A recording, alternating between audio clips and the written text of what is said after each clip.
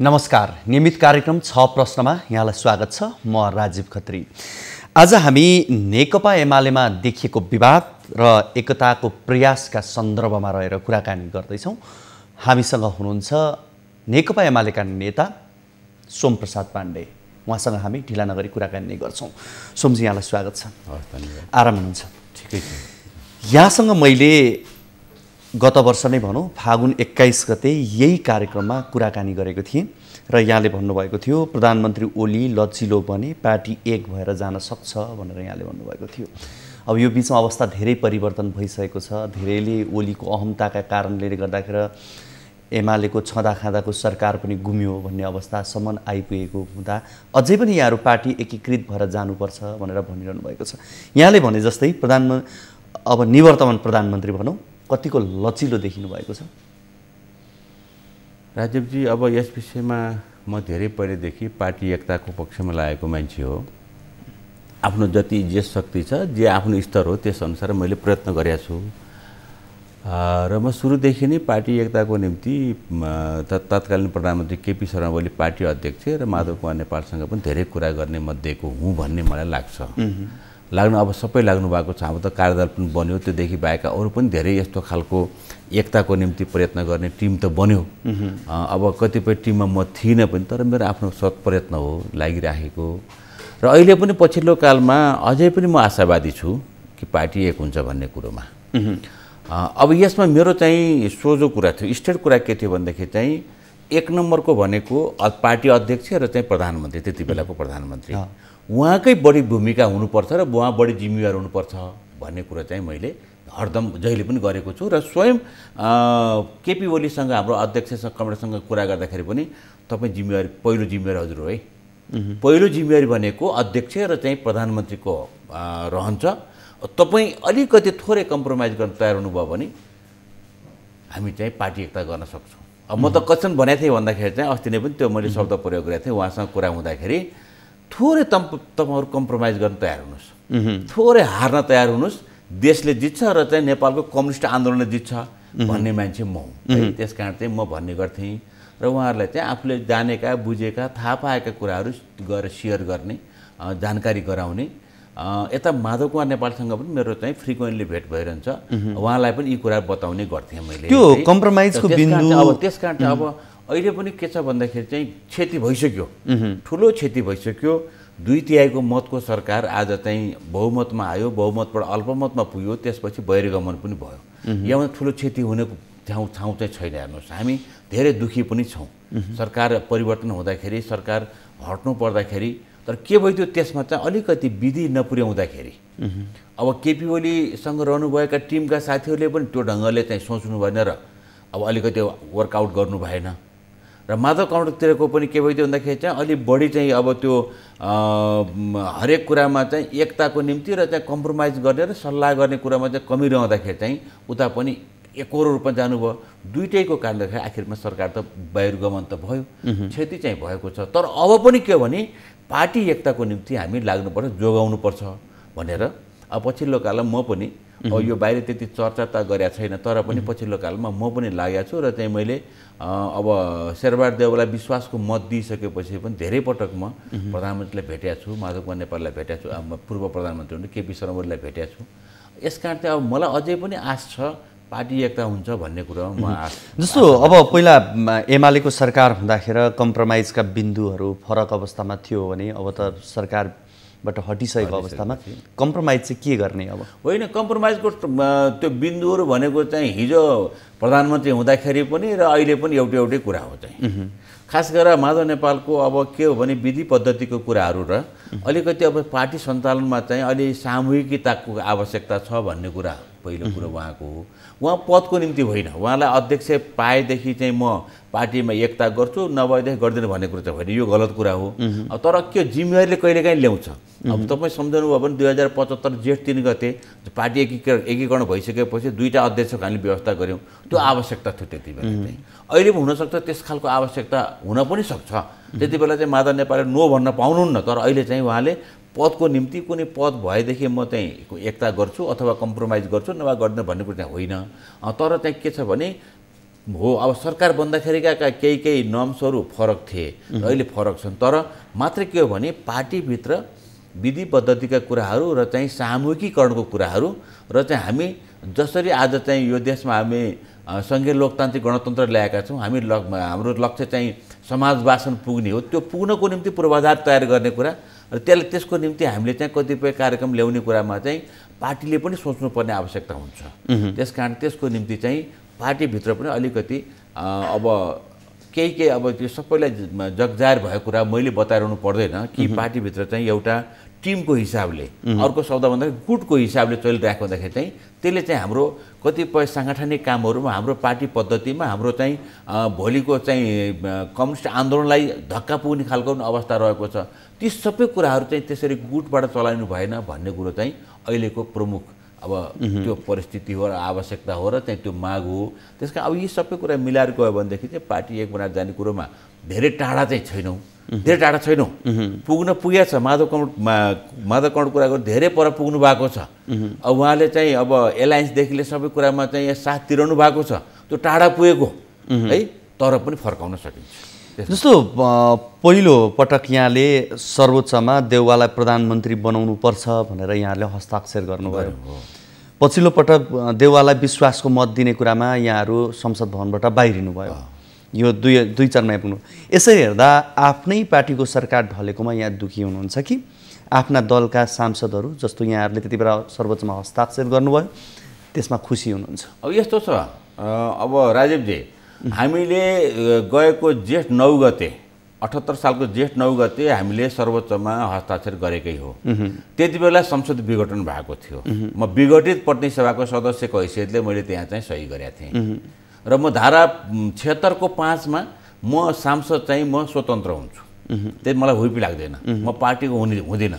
हामीले जानी बुझिकन म संविधान सभाको सदस्य, धेरै छलफल भएको, सम्भवतः संसारमा धेरै कम देशका संविधानमा चाहिँ त्यस्तो व्यवस्था छ। दलीय व्यवस्थामा सांसद चाहिँ स्वतन्त्र हुने कुरो चाहिँ धेरै कम देशमा छ, को संविधानमा लेखिएको छ। त्यसमध्ये हाम्रो देशमा पर्छ। हामी कुन बेलामा धारा 76 को 1 मा हामी चाहिँ स्वतन्त्र हुन सक्दैनौँ, 2 मा हुन सक्दैनौँ, 3 मा हुन सक्दैनौँ, 4 मा त अब त्यो मत दिने कुरा अब हुन सक्दैनौँ, तर 5 मा पुगेपछि के छ भन्दाखेरि चाहिँ धारा 76 को 2 अनुसारका सांसदहरू कुनै पनि प्रतिनिधि सभाका सदस्यले आधार पेश गरेमा प्रधानमन्त्री बन्न सक्ने छ भनेछ। म पनि बन्न सक्थेँ, म पनि पेश गर्न सक्थेँ। त्यसका हामी त्यहाँ सांसदहरू चाहिँ स्वतन्त्र छौँ, एउटा कुरा हामीले हेक्का राख्न पर्ने कुरा। दोस्रो कुरा के थियो भने 2078 सालको जेठ 7 गते प्रधानमन्त्री केपी शर्मा ओलीले संसद विघटन गरिसक्नु भएको थियो। राष्ट्रपतिबाट त्यसको चाहिँ प्रमाणीकरण भइसकेको थियो, सदर भइसकेको थियो। भनेपछि हामी 7 गते साँझ राति 1 बजेबाट हामी चाहिँ सांसदहरू स्वतन्त्र भइसकेका थियौँ। अत्यारे चाहिँ विघटित प्रतिनिधि सभाका पूर्व सांसद भइसकेका थियौँ। हामी पूर्व सांसद हुँदाखेरि 8 गते चाहिँ पार्टी हाम्रो चाहिँ टिमले, अब माधव नेपाल लगायतको टिमले चाहिँ हाम्रो त्यसमा सबभन्दा ठुलो भूमिका चाहिँ र त्यसमा बढी योजना बनाउने हाम्रो भीम रावल हुनुहुन्छ र हामीले चाहिँ अब संसद पुनर्स्थापनाको लागि दिनुपर्छ। त्यसको निम्ति चाहिँ विकल्प रहने कुरो चाहिँ अब हाम्रो संविधानले व्यवस्था गरेको छ। प्रधानमन्त्री बन्ने अथवा चाहिँ संसदमा बहुमत रहेको अवस्थामा प्रतिनिधि सभा विघटन गर्न नपाइने, विकल्प रहेसम्म प्रतिनिधि सभा विघटन गर्न नपाइने भन्ने कुरो चाहिँ हाम्रो संविधानले व्यवस्था गरेको छ। विकल्प देखाउँ, विकल्प के देखाउँ? हामीले चाहेको त माधव कुमार नेपाल थियो हाम्रो प्रस्ताव, तर त्यो चाहिँ मिलेन सर्वदलीय। यहाँले त भन्नु पनि भयो नि मेरो हस्ताक्षर माधव कुमार नेपाललाई प्रधानमन्त्री बनाउनको लागि थियो पनि भन्नु है। अब त्यो चाहिँ मैले गरिराखेर चाहिँ मैले माधव कुमार नेपालका निम्ति त्यो पनि सल्लाह गरिकन गरेका थिएँ। तर पछि के भयो भने एलायन्समा चाहिँ शेरबहादुर देउवाको नाम आयो। मैले थोरै प्रश्न के पार्न चाहन्छु भने हामीले हस्ताक्षर गएको 78 सालको जेठ 9 गते गरेका छौँ, जुन बेलामा प्रतिनिधि सभा विघटन भइसकेको थियो। हामी विघटित प्रतिनिधि सभाका सदस्य थियौँ। एक त धारा 76 को 5 मा स्वतन्त्र थियौँ। दोस्रो कुरो चाहिँ गएर 76 हाम्रो चाहिँ जेठ 9 गते हामीले गरेको शनाखत गर्दाखेरि हामी पूर्व सांसदको हैसियतले गरेका हौँ। विकल्प छ है भन्ने कुरो चाहिँ देखाएका हौँ। त्यसको एउटा पाटो हो। र अहिले चाहिँ जुन हाम्रो चाहिँ गएको साउनको 3 गते विश्वासको मत लिने कुरा भयो, बस विश्वासको मत अर्को पाटो। अब हामीले चाहिँ अब एक त जसपाको पनि सबै सिट आउने भइसकेपछि हामीले संसद बिउत्यो संसद नमरोस् भन्ने हो हाम्रो। हामीले चाहिँ 5 वर्षसम्म राजनीतिक स्थिरताको निम्ति नेपाली जनताले आज चाहिँ 5 वर्षको निम्ति निर्वाचित गरेर हामीलाई पठाएका छन् भने यो संसद 5 वर्ष चल्नुपर्छ भन्ने हाम्रो माग। ठिक छ, यहाँले संसद पनि बचाउनु भयो, संविधान पनि बचाउनु भयो, तर त्यही हस्ताक्षरले पार्टी त आज यो अवस्थामा त होइन। अब यस्तो छ, हस्ताक्षर भनेको चाहिँ मैले भनिसकेँ नि त, हामीले विकल्प रहेसम्म अब हामी चाहेका थियौँ केपी ओलीसँगै सल्लाह हुन सक्छ कि भनेर त्यसमा पनि प्रयत्न भएको हो। माधव कुमार नलागेको चाहिँ होइन। त्यसमा मैले भने अगुवाई गरेको चाहिँ धेरै ठुलो अगुवाई गर्नेमा यो चाहिँ हाम्रो भीम रावल कार्यदलका सदस्यहरू सबै हो है, उहाँहरूले चाहिँ अगुवाई गर्नुभएको, हामी त्यसको पछि लागेका हौँ। किनकि चाहिँ कार्यदल जब बनिसकेपछि दुवैतिरको कार्यदलको चाहिँ छलफल भइरहेको थियो। अब हामीले चाहिँ केही निष्कर्ष पुर्याउँछ भन्ने पनि लागेको थियो, पुर्याएको पनि छ। अहिले तपाईँ हेर्नुभयो भने गएको चाहिँ असार 27 गते जे रातिसम्म बसेर उहाँहरूले कार्यदलबाट 10 बुँदे निकाल्नु, त्यो पनि ठुलो एउटा चाहिँ उपलब्धि हो र सकारात्मक कुरा हो। दुवै नेताहरू टसको मस हुनुहुन्न, मेरो गोरुको 12% हुने यस्तो अवस्थामा उहाँहरू हुनुहुन्छ, तर पनि पार्टी चाहिँ नफुट्न सक्ने, न पूर्ण रूपमा जोडिन सक्ने, यो त लामो समयदेखि अवस्था के कारण हो? खास यो कारण चाहिँ के भने दुईटा मैले भनिसकेँ नि, दुईजना नेताहरूको अलिकति आपसी समझदारी नहुँदा नै यतिको भएको हो। पुगेको छ, धेरै टाढा पुगेको छ। माधव कुमार नेपाल पनि धेरै टाढा पुग्नु भएको छ। अनि केपी ओलीले पनि त्यसमा चाहिँ अब यहाँले सुन्नु नै भयो, अब आफ्नो घरमा गएर बारदलीबाट लाल गद्दार जस्तो कुराहरू, अब नेकपा एमालेकोमा अरू सबैलाई ठाउँ छ, माधव नेपाललाई ठाउँ छैन पनि भन्नु, यी अभिव्यक्ति यस्ता अभिव्यक्तिले मात्रै। अब मलाई लाग्छ फेरि मनमा त्यस्तो खालको होइन, पार्टी एक हुनुपर्छ भन्ने मनमा हुँदै पनि अनि मुखबाट चाहिँ त्यो खालको शब्दहरू निस्किएका छन्, त्यसले पनि असर गरिराखेको छ।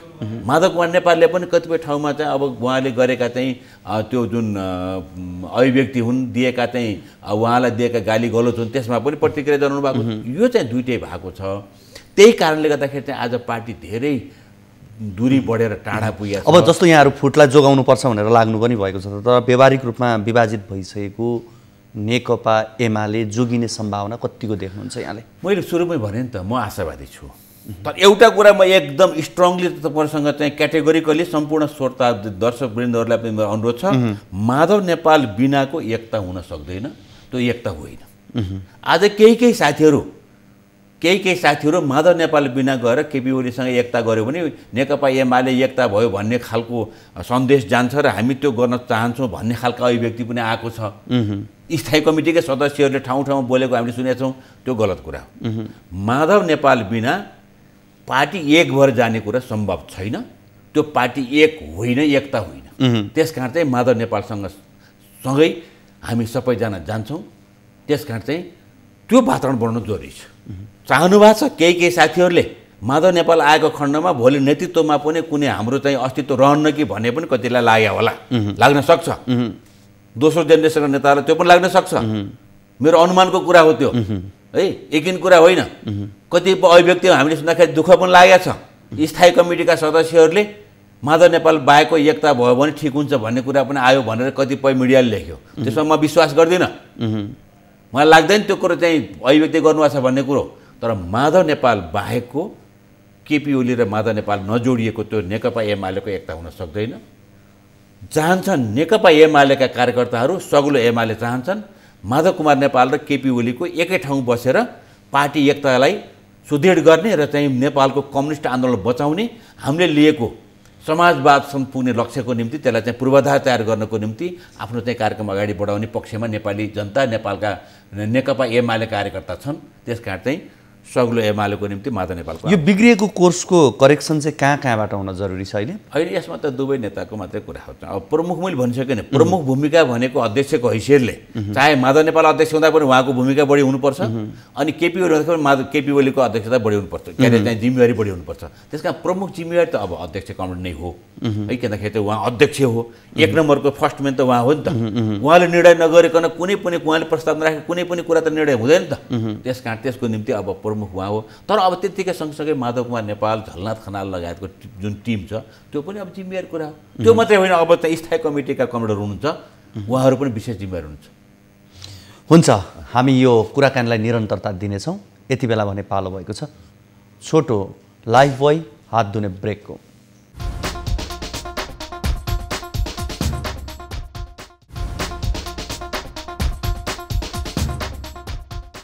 कार्यक्रम 6 प्रश्नमा यहाँहरूलाई फेरि पनि स्वागत छ। आज हामी कुराकानी गरिरहेका छौँ नेकपा एमालेका नेता सोमप्रसाद पाण्डे। सोमजी, यहाँलाई फेरि पनि स्वागत छ। हिजो मात्रै वरिष्ठ नेता नेपालले एउटा विकल्प अगाडि सार्नु भएको छ। म यही विकल्पकोबाटै कुराकानी गर्न चाहे फेरि यहाँसँग। दोस्रो पुस्ताको नेताहरूलाई अब अध्यक्षमा ल्याउने हो भने, उठाउने हो भने, यहाँहरूको अधिवेशनमा त्यो चाहिँ अहिले नै तय गर्ने हो भनेदेखि स्वीकारेर जान सक्ने अवस्था छ भनेर भन्नुभयो।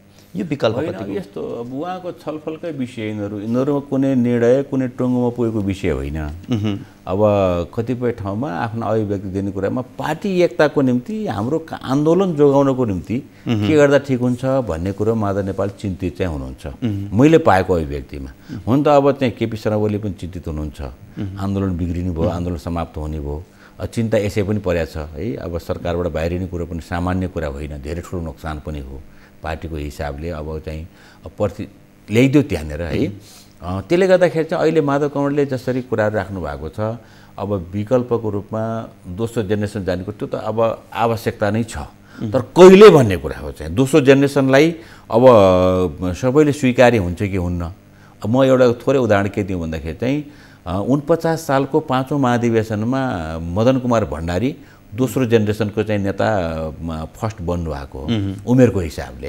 त्यहाँभित्र चाहिँ सीपी मैनाली उहाँ धेरै उमेरको जेठो हुनुहुन्थ्यो, वामदेव गौतम जेठो उमेरको हुनुहुन्थ्यो, अनि मनमोहन अधिकारी त अध्यक्ष हुनुभयो त्यति बेला, अनि अब राधाकृष्ण मैनाली त्योभन्दा जेठो हुनुहुन्थ्यो, झलनाथ खनाल जेठो हुनुहुन्थ्यो। तर आउनुभयो को भन्दाखेरि चाहिँ मदन कुमार भण्डारी आउनुभयो। त्यो के भन्दाखेरि कामको हिसाबले चापेरै सबैको स्वीकार्य व्यक्तित्व भयो। लिडरसिपमा एउटा स्वीकार्य व्यक्तित्व पनि ठुलो कुरा हो है। त्यस कारण जान त सेकेन्ड जेनेरेसनमा जानुपर्छ। अब हाम्रो विकल्प छैन। अब भोलि लिडरसिप उहाँले नै लिनुपर्छ। तर समय कहिले कसरी भन्ने कुरा हो र यसमा यी छलफलकै विषय हुन्। माधव कुमार नेपालले उठाउनु भएको पनि दोस्रो जेनेरेसन जाने कुरा पनि यो छलफलकै विषय हो। त्यस कारण चाहिँ अब हामीले त्यही अब कसरी जाँदाखेरि हामीले आन्दोलन जोगाउन सक्छौँ। अब चिन्ता हामीलाई साँच्चै भन्नुहुन्छ भने मलाई अरू धेरै केही कुराको चाहिँ अब म 5 पटक पाल्पामा निर्वाचन उठेको मान्छे, जितेको मान्छे हो भनेपछि मलाई अब अरू कुराभन्दा पनि आन्दोलन जोगिनु पर्यो। फेरि अर्को कुरा तपाईँहरूलाई म एकदम स्पष्ट भनौँ भन्दा अन्यथा हुन्छ हाम्रो विपक्षी साथीहरूलाई, नेकपा एमालेसँग यो देशको भविष्य जोडिएको छ। आज जति चाहिँ यो देशलाई सामरिक महत्त्वको देशको रूपमा, ठाउँको रूपमा चाहिँ मान्छेले हेरेका छन्, एक खालको गिद्धे नजर छ, त्यो अहिले चाहिँ हामी एक छौँ र यहाँ कम्युनिस्ट पार्टीको चाहिँ ठुलो वर्चस्व र चाहिँ कतिपय कुरा विरोध हुन्छ भनेर पनि यहाँ चाहिँ त्यो परेड खेल्ने खालको अवस्था सिर्जना भएको छैन।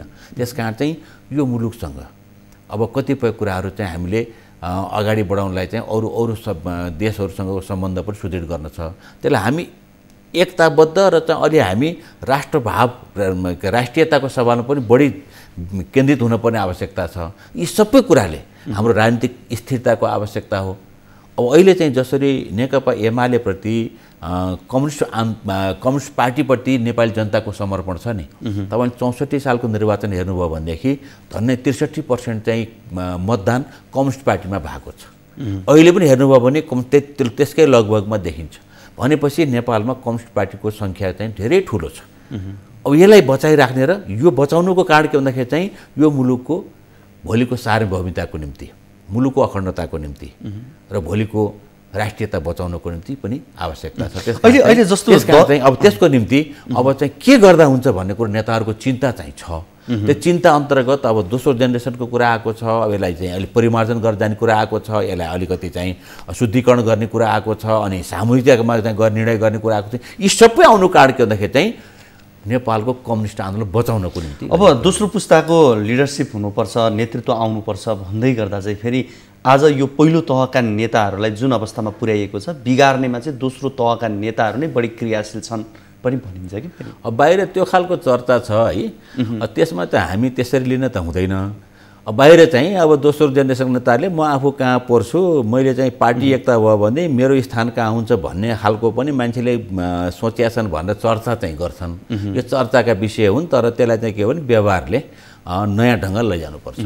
यहाँहरू चाहिँ अहिले 10 बुँदे सम्झौता जुन भयो त्यसको पछाडि हामी सांसदहरू छौँ है भन्ने अवस्थामा यहाँहरू हो, त्यो देखाउन खोज्नु होइन। त्यसमा त निश्चितै छ। हामी 10 बुँदेलाई जब दुईटै पक्षबाट त्यसलाई चाहिँ अन्तिम रूप दिइयो, अब हाम्रो 78 सालको जेठ 2 गते धेरै ठुलो छलफलपछि माधव कुमार नेपालको तर्फबाट 5 जना र चाहिँ केपी ओली शर्माको तर्फबाट 5 जना दिएर यो चाहिँ टिम बनेको हो। यसले धेरै ठुलो मेहनत पनि गर्यो र चाहिँ यसले अब 27 गते असाढ 78 सालको 27 असाढमा यसले चाहिँ राति एकदमै धेरै मेहनत गरेर चाहिँ 10 बुँदे ल्याएको छ। यसैलाई टेकेर अगाडि बढ्नुपर्छ। त्यसमा हामी सबै चाहिँ अब सहमत हुनुपर्छ र चाहिँ अब कतिपय त्यसलाई परिमार्जन गर्नुपर्ने पनि होला। कतिपय कुरा समय सापेक्ष कुरा हुन्छ। त्यहाँ अदालतमा चाहिँ तपाईँ धारा दफा 3 र 6 हेर्नुभयो भने एक खालको छ, त्यो चाहिँ दुईटैको अब चाहिँ त्यो निष्क्रिय भइसक्यो ती दफाहरू है। भनेपछि अब नयाँ अर्को चाहिँ फेरि अरू थप ल्याउनु पर्ने पनि हुनसक्छ। त्यसको निम्ति दुवै पक्ष बसेर सहमतिमा जाने अनि त्यसपछि टुङ्गो लगाउने, जसरी हुन्छ पार्टी एक गर्ने र नेपालको कम्युनिस्ट आन्दोलन जोगाउँदै मुलुकको सार्वभौमिकता, मुलुकको अखण्डता र चाहिँ हामीले ल्याएको सँगै लोकतान्त्रिक गणतन्त्रलाई सुदृढ गर्दै यत्रो लामो लडाइँपछि ल्याएको चाहिँ हाम्रो चाहिँ संविधान सभाबाट प्राप्त संविधानलाई रक्षा गर्ने कुरा, त्यसको बचाउ गर्दै यसलाई सुदृढ गर्ने कुरा प्रमुख कुरा हो। अब यो 10 बुँदे लागू हुनुपर्छ, यसलाई लागू गरेर यसैलाई समाएर जानुपर्छ भन्ने कुरा अहिले पार्टीभित्रको एउटा बहसको विषय पनि हो। यो सम्भावना कतिको देख्नुहुन्छ? कसरी अगाडि बढ्छ? सुरुदेखि नै मसँग हरेक कुरामा सम्भावनाकै कुरा गर्छु। मैले सम्भावना देखेको पनि छु र त्यो लागू पनि गर्नुपर्छ। त्यसलाई मैले भने नि परिमार्जनको कुराहरू होलान्, थपघट पनि गर्नुपर्ने हुन्छ। त्यो 10 बुँदाले सबै कुरा चाहिँ त्यो टुङ्गिने कुरा त होइन। मैले भने नि केही बुँदाहरू अब निष्क्रिय भइसके, त्यसको चाहिँ फेज आउट भइसक्यो, त्यसले अर्को रूप लिइसक्यो भनेपछि त्यो आफ्नो ठाउँमा छ। तर हामी चाहिँ एकताको निम्ति यिनीलाई यही 10 बुँदे टेकेर अरू थप यसलाई परिमार्जन गर्दै र अरू थप कुराहरू नेतृत्व बिचमा थप सल्लाह गर्दै अगाडि बढ्न जरुरी छ र बढ्नुपर्छ। र म आशावादी के छु भन्दाखेरि चाहिँ बढ्छ भन्ने कुरा म आशावादी चाहिँ छु। किनकि म अलिकति भित्र पनि हेरेर सबै नेताहरूसँग चाहिँ अब यसो सम्पर्क गर्न सक्ने जाने गर्छु म। त्यसकारण चाहिँ त्यसले गर्दाखेरि चाहिँ म आशावादी पनि छु। तर अब यो विवाद अर्को हिसाबले हेर्यो भने बढ्दै गएको छ। यो विवाद बढ्दै गयो भने फेरि तपाईँहरू पनि आफ्नै बाटोतिर लाग्ने त होला नि। होइन, यस्तो हुन्छ। त्यसको पछिको निष्कर्ष त कहाँ पुगिन्छ थाहा छैन। तर अहिलेको निष्कर्ष र मेरो चाहिँ अब राय अनि मैले जनमत पाएको कुरा, जनताले र नेकपा एमालेका कार्यकर्ताले जुन अभिव्यक्त गरेको कुरा गर्ने हो भने पार्टी एकता नै हो। दुवै नेताहरू यसमा चाहिँ लचिलो बन्नुपर्छ, जसरी पनि पार्टी एकता गर्नुपर्छ। तर अब सरकारमा जानेर नजाने यसको निम्ति के हो भन्दाखेरि चाहिँ अब पार्टीमा जाँदाखेरि अब यहाँ दरार त बढ्यो, ठुलो बन्यो, दूरी चाहिँ टाढा भइसक्यो। त्यसको निम्ति मिलन पोइन्टलाई अब कम्प्रोमाइज टर्ममा सम्मानजनक ढङ्गले दुवै पक्षले दुवैलाई सम्मान हुने गरी चाहिँ त्यो खालको व्यवहार देखाउनुपर्छ।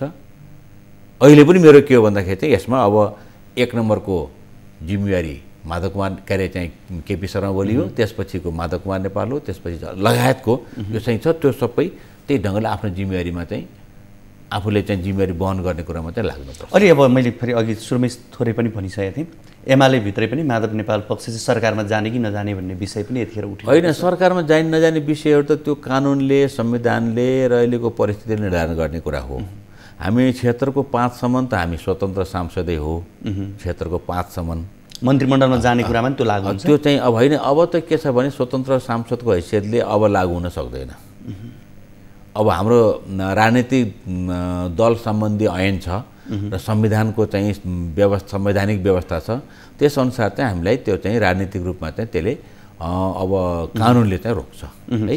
अब केहीको हल्ला भनौँ या अब त्यो वास्तविकता नहोला भन्न सक्ने अवस्थाको त्यो धरातलमा पनि छैन यो विषय। विशेष गरी यदि थ्रेस होल्डको कुरालाई लिएर 40% पुग्ने अवस्था रह्यो भनेदेखि यसैबाट जाउँ, भएन भने अध्यादेश मार्फत फेरि पार्टी फुटाउन सक्ने व्यवस्था ल्याएर जान सक्ने अवस्था पनि छ। त्यो अनेक खालका चाहिँ हल्लाहरू अलिकति चाहिँ त्यसमा मान्छेले सोचहरू बनाएको स्वाभाविक हो है। अब अहिले चाहिँ अध्यादेशको त्यो खालको परिस्थिति पनि देखिँदैन है। अब त्यो अध्यादेश ल्याउने चाहिँ हिजो पनि ल्याएको हो, त्यसले चाहिँ त टेक्न सकेन। 77 सालको वैशाख 8 गते अब केपी ओली ल्याउनु भयो, फिर्ता गर्नु पर्यो है। आखिरमा त्यो त पब्लिकली पनि त्यसलाई स्वीकार्य हुने खालका चाहिँ ऐन कानुन ल्याइनुपर्छ। त्यसकारण चाहिँ म चाहिँ अहिले यो भन्न सक्दिनँ कि अध्यादेश आउँछ, पार्टी विभाजन हुने कुरा हुन्छ। हामी त पार्टी विभाजन गर्न नदिने पक्षमा छौँ। अध्यादेशको त के कुरा। अब चाहिँ ठिक छ, मन्त्रीमण्डल जाने कुरा चाहिँ केही साथीहरूले पठाउने हुन सक्यो भनेदेखि चाहिँ सहमतिको मन्त्रीमण्डल, सहमतिको सरकार, राष्ट्रिय सरकार। अब हामी 1.5 वर्षपछि चाहिँ निर्वाचन गर्दैछौँ। अबको 6 महिनापछि हामीले स्थानीय निर्वाचन गर्दैछौँ। जाउँ त एकपटक चाहिँ यो मुलुकको राजनीतिक स्थिरताको निम्ति राजनीतिक स्थिरता बचाउँदै हामीले चाहिँ मुलुकको अग्रगमनलाई मुलुकको समृद्धिलाई अगाडि बढाउनको त सबै पार्टी मिलौँ त्यो पनि भन्न सक्छौँ। हालाकि संविधानमा चाहिँ राष्ट्रिय सरकारको व्यवस्था छैन, तर हामी अघोषित रूपमा हामीले चाहिँ व्यावहारिक रूपमा चाहिँ गर्न सक्छौँ। अब के त प्रचण्ड अहिले चाहिँ शेरबहादुर देउवाको मन्त्रीमण्डल छ अथवा उहाँ प्रधानमन्त्री हुनुहुन्छ, अब अरू पार्टीको पनि त्यसमा समावेश भएर निर्वाचनसम्म हुन्छ। अब हामी एकदमै अन्त्यमा छौँ। विशेष गरी अबको 1.5 वर्षपछि निर्वाचनमा त जानु छँदैछ, तर यति 2/3 नजिकको सुविधाजनक सरकार बनाउने वातावरण जनताले दिएका थिए, त्यसको करिब सदुपयोग गर्न सकेको अवस्था त देखिएन। यहाँले अघि जसरी भन्नुभयो अब 1.5 वर्ष पछाडि निर्वाचनमा जाँदै गर्दा यहाँहरू के भनेर जानु होला होइन, अनि अर्को अब यो मिल्ने नमिल्ने भन्ने कुराले के फरक पार्ला र त्यो समयसम्म? होइन, पार्छ कि नमिले त खण्डमा त हामी अझै ठुलो क्षति बेहोर्नुपर्छ। मिलेर गयो भनेदेखि कार्यकर्ताहरू जनताहरू अहिले पनि नेकपा एमालेप्रति आशावादी छन्। किनकि टेस्टेड अब अहिले पछिल्लो कालको एउटा घटनाक्रमले हामीलाई पनि दुःखी बनाएको छ र सिङ्गो मुलुकका जनतालाई नेकपा एमाले कार्यकर्ता दुःखी चाहिँ बनाएको छ। आफ्नै 2/3 मतको सरकार चाहिँ यहाँ पुग्यो भन्ने कुरोमा चाहिँ यसमा चाहिँ अब धेरै ढङ्गले चाहिँ मूल्याङ्कन गर्नुपर्ने हुन्छ। यसको विश्लेषण छुट्टै छ।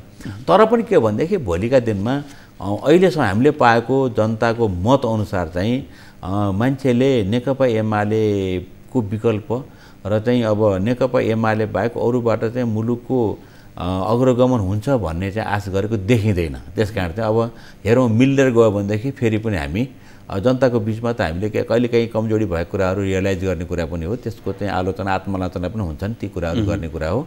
तर चाहिँ भोलि पनि म देख्दिनँ नेकपा एमाले बाहेक यो मुलुकको अग्रगमन र समृद्धिको बाटो अगाडि बढ्छ भन्ने लाग्दैन। त्यसकारण चाहिँ हामी एक हुनै जरुरी छ र नेकपा एमाले एक हुन जरुरी छ। र त्यो अर्को कुरा के छ भने राजनीतिक स्थिरताको निम्ति पनि अब एक हुन जरुरी छ। नेपाली जनता यही चाहेका छन्। हस्, यहाँको यो महत्त्वपूर्ण समय र संवादको लागि यहाँलाई धेरै धेरै धन्यवाद। हस्, धन्यवाद। हामीसँग हुनुहुन्थ्यो नेकपा एमालेका नेता सोमप्रसाद पाण्डे। आजको कार्यक्रमको निर्धारित समय सकिसकेको छ। भोलिको कार्यक्रममा हामी नयाँ अतिथि र नयाँ विषयसँग रहेर कुराकानी गर्न आउने नै छौँ। तबसम्मको लागि बिदा दिनुहोस्। हवस् त, नमस्ते।